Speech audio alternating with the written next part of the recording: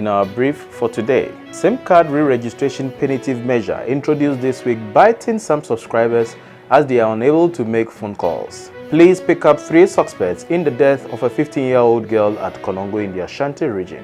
World leaders pay tribute to Queen Elizabeth as King Charles III delivers first televised address to the nation. Dep Finance Minister responds to Ghana cedi being the weakest currency in Africa claim.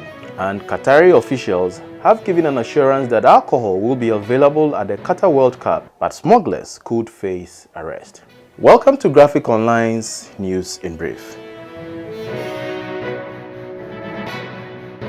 We start from the telecom sector, where the punitive measure introduced this week against mobile network subscribers who are yet to re-register their SIM cards have started biting hard, as some subscribers are unable to make phone calls. For 2 days this week, owners of the yet-to-be re-registered SIM cards were blocked, in line with the directive by the National Communications Authority. Unfortunately, some users who have successfully re-registered their cards were also caught up in the punitive measure, leaving many people frustrated. This has resulted in queues building up at various service centers of mobile network operators by people who are trying to get their issues resolved. Visiting some centers, Graphic observed that the queues, agitations, frustrations, and chaotic scenes were building up similar to the situation during the early days of the exercise. The situation was the same at the MTN, Vodafone, and Airtel Tigo service centers Graphic visited within Accra. And in Konongo in the Ashanti region, the police have picked up 3 suspects in connection with the death or in connection with the suspected murder of a 15-year-old girl.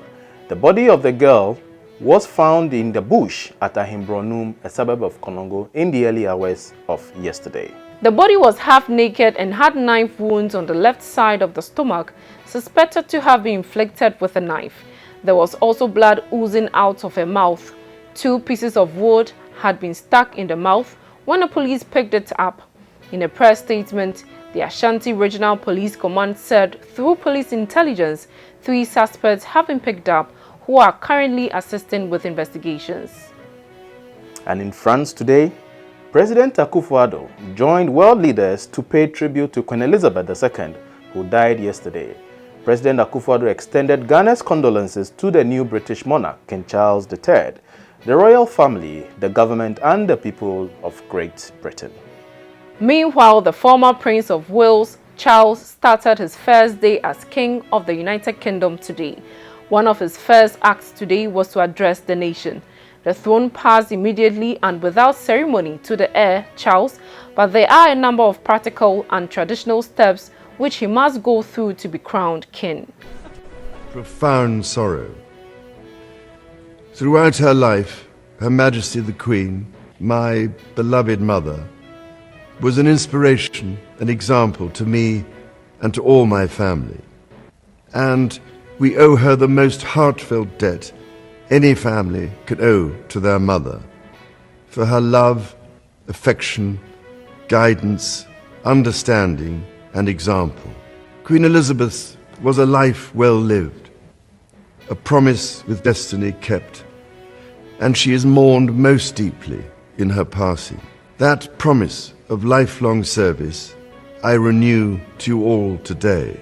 As the Queen herself did with such unswerving devotion, I too now solemnly pledge myself, throughout the remaining time God grants me, to uphold the constitutional principles at the heart of our nation.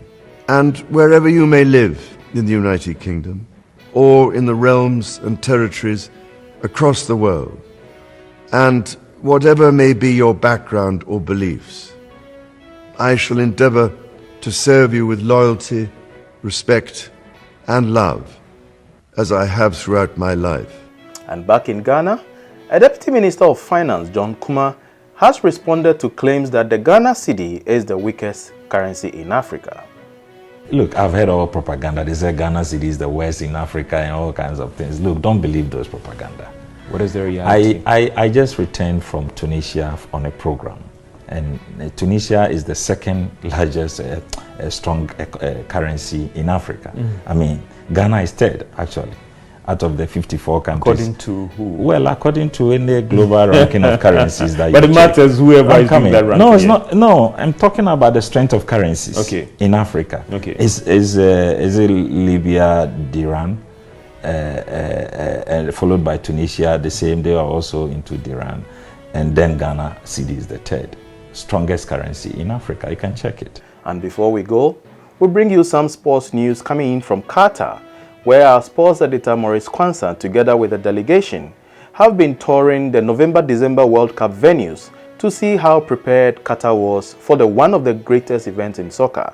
Our sports editor tells us that alcohol will be available for sports fans in the Islamic country for the World Cup, but smugglers could face an arrest. Raise your glass. Cheers. Football fans from Ghana and other parts of the country who plan to visit Qatar for the 2022 FIFA World Cup can rest assured of the availability of their favorite beer, wine and liquor brands. However, the November 22 to December 18 competition will not be like other football festivals where some fans go on a boozing spree with reckless abandon. World Cup and Qatari officials have given an assurance that alcohol will be made available at designated sales points, but traveling fans will not be permitted to bring their own drink into the country, as anyone who attempts to smuggle alcohol risks being arrested at the airports. The Islamic nation has strict laws on the possession, sale and consumption of alcohol, but has made some concessions to allow fans to purchase and consume alcoholic drinks under some conditions, but insists it will not relax its laws that forbid individuals from carrying alcoholic drinks into their borders. Our news in brief is brought to you by Graphic News Plus. Download your Graphic News Plus now and choose your preferred package daily, weekly, monthly, and annually, and access free news on various interest areas as well. Graphic News Plus, connecting people through news. Thank you for watching. For more news, please visit our website graphic.com.gh or follow us on Facebook at Daily Graphic and on YouTube and Twitter at GraphicGH. I am Enoch Dafa Frimpong.